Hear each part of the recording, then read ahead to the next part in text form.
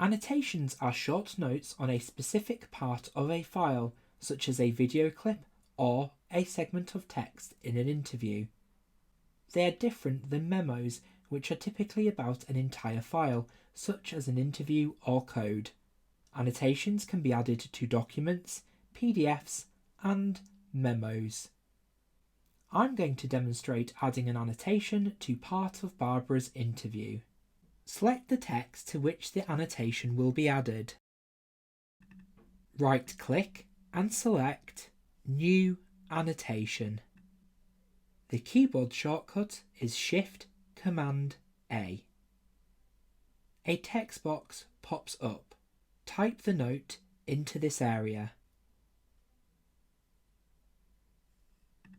Annotated text is highlighted blue.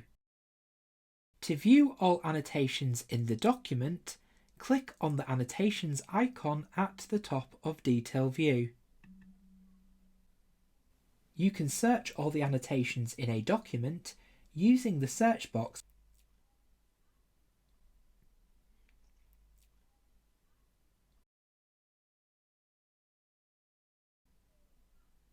All the annotations in the project are listed in the Notes area in Navigation View in the subfolder Annotations.